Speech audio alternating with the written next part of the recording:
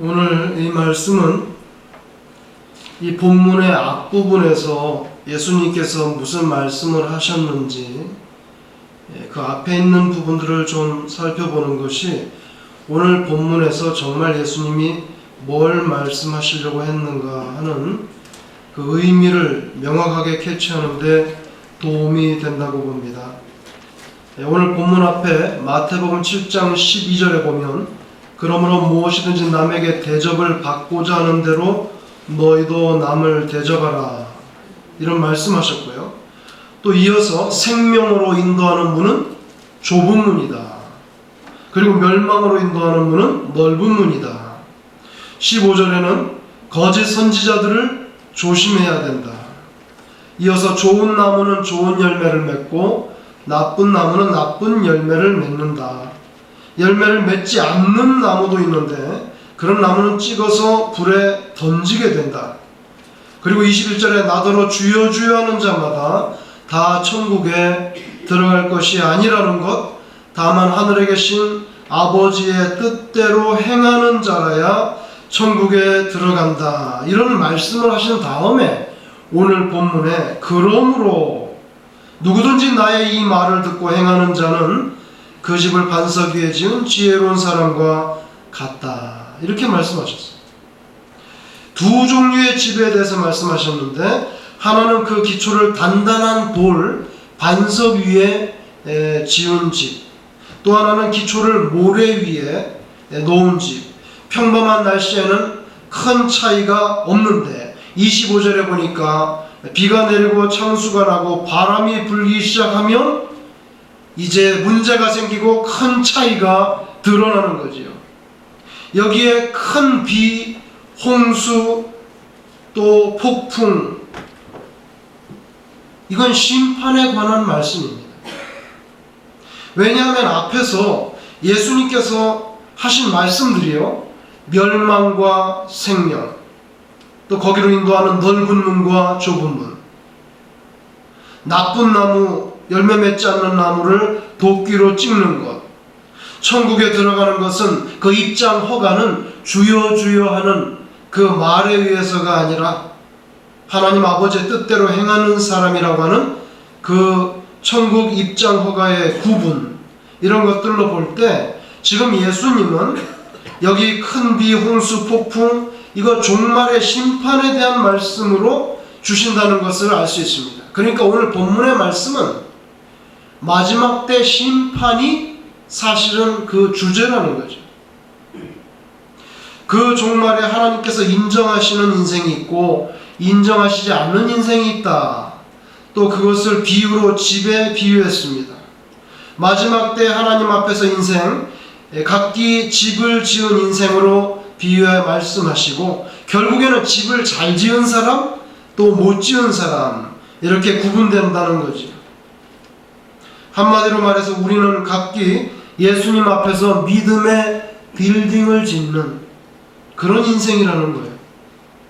마지막에는 그 집이 제대로 된 집인지 아니면 쓸모없는 집인지 이제 판가름 난다는 거죠. 이 세상에서도 홍수가 나거나, 여러분 얼마 전에 2011년에 일본에 들이닥친 이 쓰나미를 여러분이 보셨을 겁니다. 벌써 저희들은 다 잊어버렸잖아요. 그때 여러분 화면에 보면서 정말 기절할 노릇 아닙니까? 저도 그렇게 큰 쓰나미를 화면으로 본 건 처음인 것 같아요. 이 재앙은 일본의 센타이 동쪽 바다 130km 지점에서 시작됐는데요. 파고가 한 2-3m 정도 되면 벽돌이나 목조 건물이 무너진다고 합니다. 그런데 이 파고가 4 내지 10m 정도 된다고 하면 콘크리트 건물이 무너진대요. 여러분 2011년도에 쓰나미가 왔을 때 그 파도의 속도가 어느 정도라고 생각하세요?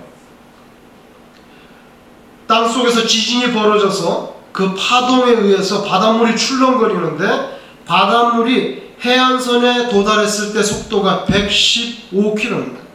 시속 115km. 그런데 바다에서는 약 300km 속도로 달려온다고 그래요. 그 파도의 속도에 나만할 집이 없다는 거죠.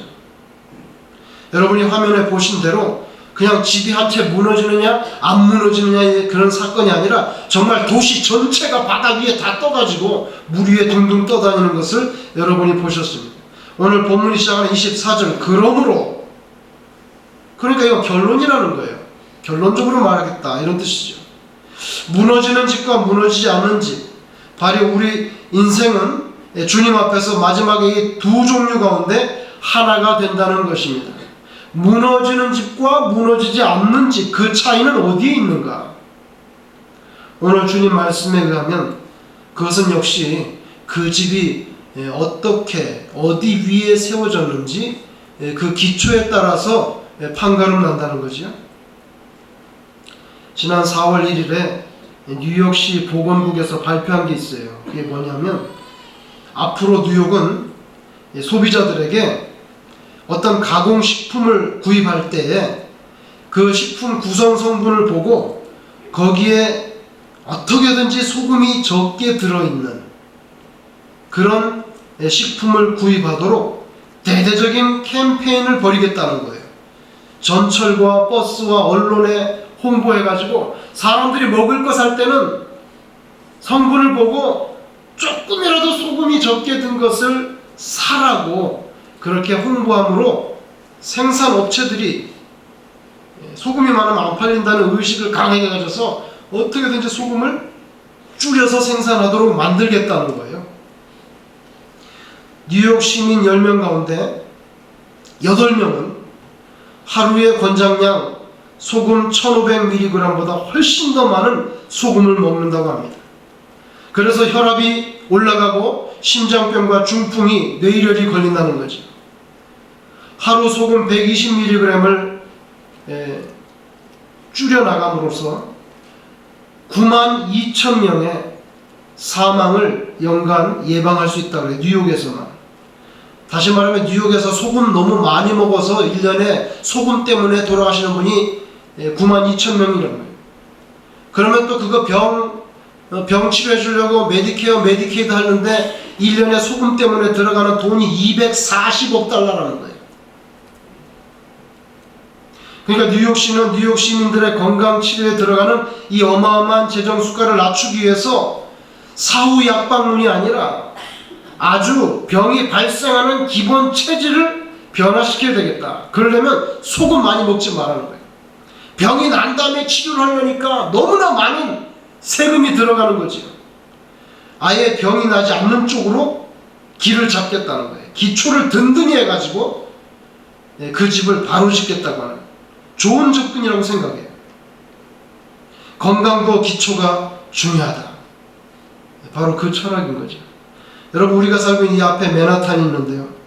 맨하탄에는 빌딩이 아주 질비하게 있습니다. 사실은 강물에 있는 조그만 섬인데 거기에 100층이 넘는 그런 고층 건물들이 그렇게 많이 들어설 수 있는 유일한 이유는 섬이지만 그 집안이 아주 단단한 암석으로 되어 있기 때문에 100층이 넘는 빌딩을 지어도 문제가 안 된다는 거예요. 거기에 지금 사람이 2011년 현재 160만이나 살고 있습니다. 그거 다 그 땅이 암석으로 되어 있기 때문에. 일본 동경에 임페리어라고 하는 호텔이 있는데요. 호텔이 1890년대 처음 지어졌는데 1919년에 불탔어요. 두 번째 지을 때는 8년에 걸쳐서 지었는데 1915년부터 약 8년에 걸쳐서 지었는데요. 1923년이 됐는데 지진이 났어요. 아주 유명했다고 합니다. 모든 동경의 건물이 다 넘어졌어요. 7.9 1923년에 동경 대지진이 발생했는데 유일하게 부서지지 않고 넘어지지 않은 건물이 바로 이 임페리얼이라고 하는 호텔입니다. 미국 사람이 만들었는데요. 프랭크 라이시라고 하는 사람이 만들었는데 이 사람이 처음 설교를 할 때 엄청나게 비난을 받았대요. 왜냐하면 그 사람이 설계한 대로 지었다고는 너무나 많은 돈이 들고 공사 기간이 너무 길다는 거예요. 그래서 반대도 많이 받고 비난을 많이 받았는데 여러분 실제로 이 호텔을 지을 때 기초공사만 2년이 걸렸대요. 근데 막상 1923년에 동경에 대지진이 왔을 때 다 무너지고 유일하게 건재하게 서 있는 게 바로 이 호텔 하나밖에 없었어요. 그래서 이 설계사는 그 이후에 더 큰 인기를 누리게 됩니다. 그거 다 기초 때문이지. 어떤 기초 위에 집을 세우느냐. 오늘 예수님 말씀에 의하면 반석 위에 집을 짓겠는가, 모래 위에 집을 짓겠는가. 평상시에는 괜찮은데요, 이스라엘의 우기 때 비가 갑자기 많이 쏟아지면 이 모래라는 것이 거의 석회석에 가까워요. 석회질에 가까워서 그냥 흐물흐물 다 무너진다는 거예요. 예수님이 목수잖아요. 집을 지어보시지 않았겠어요? 누가 망대를 세우는데 견적을 안 내고 세우는 사람이 있는가? 예수님 말씀이. 예수님이 집을 지어보셨을 거예요. 여러분, 오늘 예수님께서 반석 위에 집을 지으면 무너지지 않는다. 우리 인생을 집으로 비유했을 때 반석 위에 지으면 마지막 심판 때에 홍수가 나고 폭풍이 불 때에 쓰나미가 밀어붙이는 그런 심판이 이를 때에 무너지지 않는다. 그럼 그 반석이 무엇인가? 바로 예수 그리스도인 줄로 믿습니다. 모래는요, 예수님이 없는 각종 우리의 합리성, 상식, 이 리즈너블한 것, 기술, 종교, 이런 것들이에요. 돈, 우리가 의지하고 믿는 것. 사람들은 성공이라는 목표를 향해서 열심히 달려가는데 과연 성공의 기초가 뭐냐는 거예요. 정말 참된 성공은 오직 하나님께로부터 우리에게 주어지는 줄로 믿습니다. 여러분, 그래서 예수님께서 말씀하실 때 우리는 다 집을 짓는 사람인데요, 기초를 잘 선택해야 된다고. 예수님이라는 기초를 잡으면 성공합니다. 기초의 문제. 그 다음에 두 번째로 생각할 수 있는 게 지혜의 문제입니다. 오늘 예수님께서는 기초와 지혜에 대해서 말씀하셨다고 생각해요. 그리고 기초와 지혜를 사실은 연관시켜서 말씀하신 거죠. 반석 위에 집을 짓는 이런 사람은 지혜로운 사람. 그런데 모래 위에 집을 짓는 사람은 26절에 보니까 어리석은 사람. 이것은 우리 인생의 주님 앞에서 집을 짓는 인생으로 비유될 때 그 사람이 지혜로운 인생이냐, 아니면 스투피드하다, 너 정말 스투피드하구나, 어리석은 인생이냐. 그렇게 차이가 나는 것은 기초에서 나는데, 정확하게 말하면요, 24절에 지혜가 뭡니까?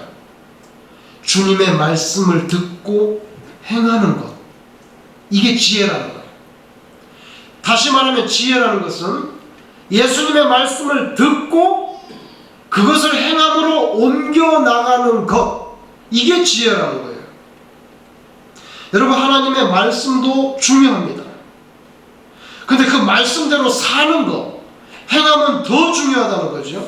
오늘 본문 말씀도 제가 앞에 말씀드린 것처럼 심판 때에 관한 말씀이라고 그랬는데, 동일하게 마지막 심판 때에 관한 말씀이 집약된 요한계시록에 보면 그 초반부 1장 3절에, 요한계시록 1장 3절에 이 예언의 말씀을 읽는 자와 듣는 자와 그 가운데 기록한 것을 지키는 자는 복이 있나니. 지킨다고 그러잖아요. 여기서 지키는 것은 복종한다는 뜻으로 우리가 해석해야 될 것 같아요. 광의적으로 보면은 말씀을 행한다는 거죠. 말씀을 읽는 거, 듣는 거 다 중요하지만 그것을 순종해서 행하는 거, 그게 복되다는 거예요. 요한계시록 읽어보면요, 7가지의 복이 나와요. 인도 7가지 때잖아요. 접시도 7가지가 나오고, 재앙도 7가지가 나와요. 치료하는 것도 7가지가 나오고, 그리고 블레싱도 7 blessings 7가지가 나와요. 우리가 나중에 요한계시록 공부할 기회가 있으면 들여다보게 되는데, 그 제일 7번째 중에 첫 번째 나오는 블레싱이 하나님의 말씀을 읽고 듣고 그리고 지키는 자는 복이 있나니. 이게 첫 번째 복이에요. 그만큼 하나님의 말씀을 듣는 거, 읽는 거 거기서 그치는 것이 아니라 행하는 대로 나가는 것, 그건 정말 복 있는 사람이라는 거예요. 그리고 예수님은요, 오늘 본문에 보니까 그것이 지혜로운 인생이라고 말합니다. 여러분, 우리가 하나님의 말씀을 듣습니다. 오늘 본문은 예수님의 말씀인데요, 예수님의 말씀을 듣고 행함으로까지 이어나가기가 쉽지 않다는 것을 우리가 고백할 수밖에 없어요. 말씀과 행함, 말씀과 행함이라고 하는 이 두 가지 가치가 있는데요, 이게 같이 묶여져야 된다. 같이 묶여져야지. 따로 놀면 안 되잖아요. 말씀과 행함이라고 하는 것, 이것이 연결되려면 그 사이에는 믿음이라고 하는 그런 신앙 체계가 있어야 돼요. 다시 말하면 말씀과 행함 사이에는 이 믿음이라고 하는, 말하자면 영적인 그런 접착체, 본드 같은 그런 체계가 분명히 써 있어요. 야, 너 공부 좀 열심히 해라. 응? 이번에 중요한 시험이 있는데 시험 잘 보면 네가 원하는 선물 하나 해줄게. 여러분, 아버지가 자녀에게 그렇게 말했다 쳐보세요. 그러면은 그 아이가 아버지 말을 듣고 공부를 열심히 하는 아이가 있고요, 피식 웃고 열심히 안 하는 아이도 있고요. 왜 그러냐고요. 아버지 말씀이 떨어졌어요. 근데 그 말을 듣고 진짜 열심히 공부하는 학생도 있지만 공부 안 해요. 왜 그렇습니까? 그 아버지 말씀에 대한 신뢰의 문제죠. 아버지가 말했으니까 반드시 좋은 선물 사줄 거야. 믿음이 있으면요, 열심히 하죠. 아버지의 말씀이 행위로 나타나는 거예요. 신앙도 똑같아요. 예수님의 말씀이 있는데 확실해. 그럼 행위로 나타나요. 그런데 그만 신뢰가 없으면요, 피식 웃고 끝나는 거죠. 바르는 신앙의 태도라고 볼 수는 없지만요, 여러분, 오늘 이런 걸 한번 말씀드리고 싶어요. 한번 거꾸로 해보자는 거예요. 거꾸로 한다는 건 뭐냐면요, 말씀을 읽고 듣고 그 다음에 행하라 이렇게 돼 있는데요, 거꾸로 하면 어떻게 됩니까? 이쪽부터 먼저 시작해야 되는데, 듣고 행하는 거 어렵잖아요. 왜냐하면 우리 마음속에는 다른 의심과 욕심이 너무 많기 때문에 그게 되겠어? 그리고 또 나 나름대로 욕심이 있으니까, 또 우리를 둘러싼 환경에 대한 불만, 불신이 많잖아요. 그러니까 늘 핑계가 준비되어 있어요. 저한테는 뭐라 그러면 딱 핑계를 내놓는다 그래요. 이기심을 다른 말로 싹 포장해가지고 사실은 이기심 때문인데 다른 공명적인 이유를 딱 내놔요. 그렇기 때문에 우리는 주님의 말씀이 행함으로까지 이어지는데 많은 장애가 있어요. 거꾸로 하는 건 어떻게 됩니까? 그냥 눈을 딱 감고 먼저 저지르라는 거예요. 먼저 행하라는 거죠. 실천하는데 내 몸과 내 상식, 내 계산을 던져보라는 거예요. 이유 따지지 말고, 조건 붙이지 말고 행함으로 먼저 돌진해보라는 거예요. 거꾸로 그렇게 해보라는 거죠. 간단합니다. 오늘 본문에 예수님께서 말씀하시기 훨씬 전에 6장에 이미 말씀하셨어요. 뭡니까? 6장 33절에 먼저 하나님의 나라와 의를 구하라. 제가 볼 땐 이거 거꾸로 해보라는 거예요. 먼저 실천해보라는 거죠. 그러면 이 모든 것을 더해주겠다. 우리가 관심 갖는 거, 신경 쓰는 거, 먹고 마시고 입는 거, 우리에게 필요한 각종 의식주 문제와 지위의 문제, 돈의 문제, 인간 관계의 문제, 성공의 문제, 명예의 문제, 이런 각종 니들을 충족시켜 줄 테니까 한번 먼저 저질러봐. 먼저 하나님의 나라와 의를 구해봐. 그러면 해줄게.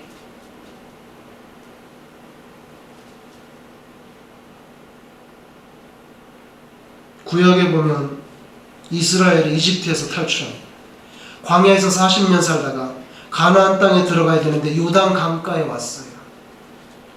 근데 마침 그때가 우기라 물이 많이 불어나는 범람기라고 했어요. 그러니까 요단강을 건너가야 되는데 인구는 약 200만입니다. 어떻게 200만이 이 범람한 강을 건너겠어요? 뗏목과 배가 필요하지 않겠어요? 어느 세월에 뗏목이나 배를 구입하거나 만들어서 200만의 사람이 건너가겠냐고요. 제 생각에 그거 다 하려면 몇 달, 몇 년이 걸릴지 몰라요. 언제 배를 만들고 뗏목을 만들겠어요? 어려운 형편이죠. 그런데 여기서 거꾸로 하는 것이 나옵니다. 뭔지 아세요? 무조건 그냥 강물 속으로 들어가는 거예요.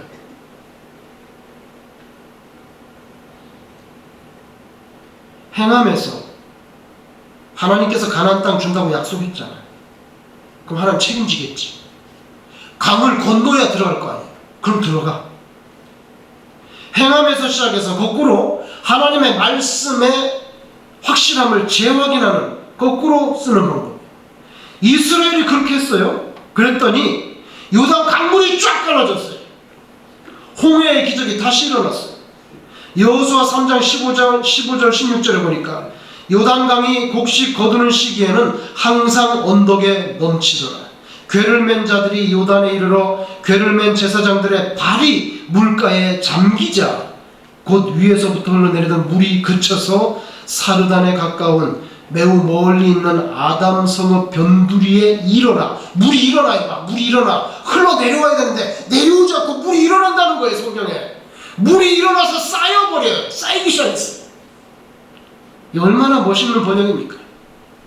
아담 성읍 변두리에 일어나. 한 곳에 쌓이고 강물이 쌓이기 시작해요.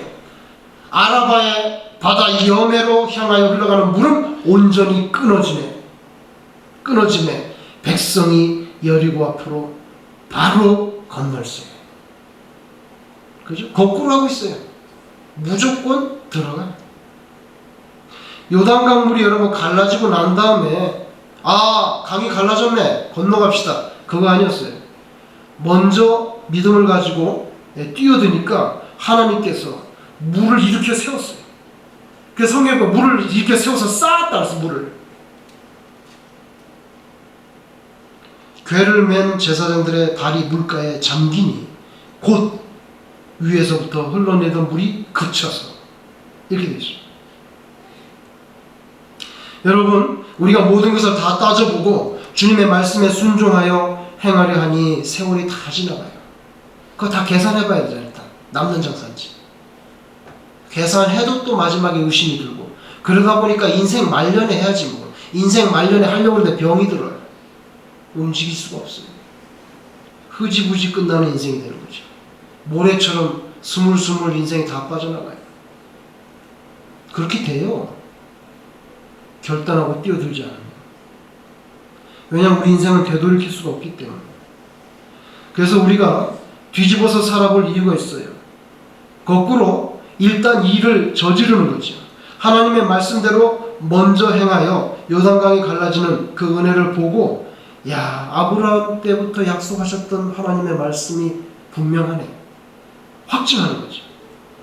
여러분, 세상이 너무 악해져서 말씀을 읽고 듣고 그리고 행하는 이 순서대로 살기가 너무 어려워졌어요. 그래서 우리는 오히려 먼저 말씀을 그냥 무조건 실천하는 그런 행함을 먼저 실천을 확보하고, 그리고 주님의 말씀을 재확인하는 방법으로 사는 것이 더 빠를 것 같아요. 그렇죠. 우리 인생 다 지나가요. 계산하다 보니까 나중에 또 의심 생기고, 막상 결단할 때쯤 되니까 머리가 허옇게 돼버렸어요.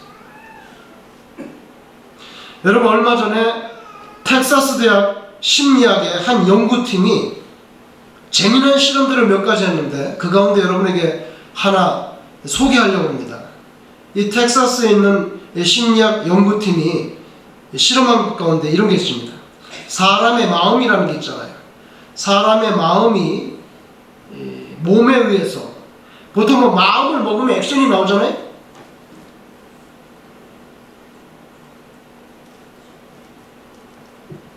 우리가 이상이라고 할 생각이죠. 이상, 아이디어라는 거.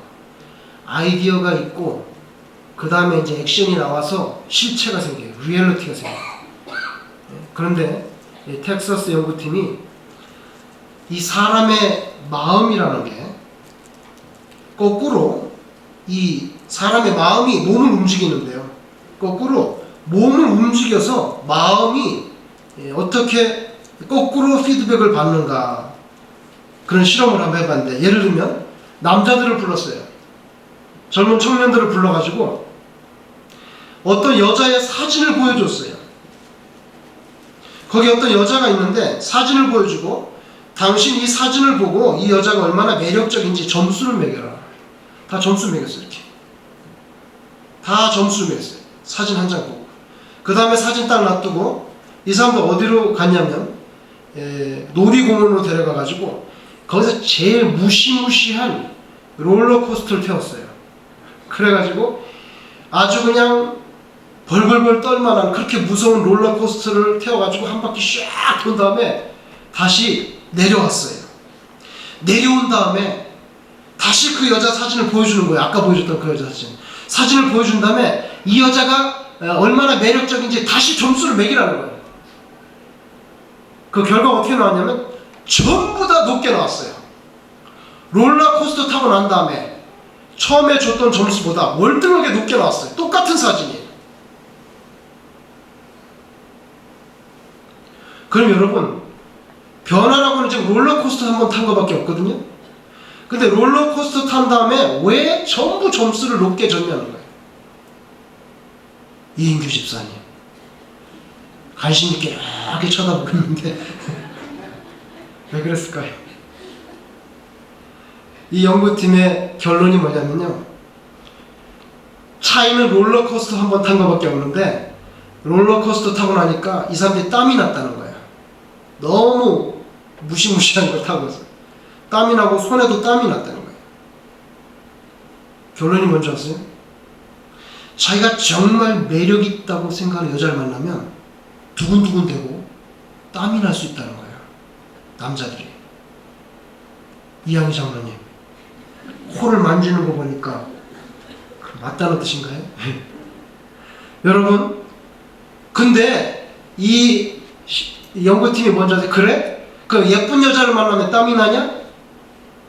예쁜 여자 안 만나면 땀이 안 나는데 아주 매력적인 여성을 만나면 땀이 난다는 거예요. 그래? 그러면 땀을 먼저 내봐, 네가. 그런 다음에 사진을 거꾸로 보여주는 거예요. 근데 점수가 전부 높게 나왔어요. 똑같은 사진이었는데.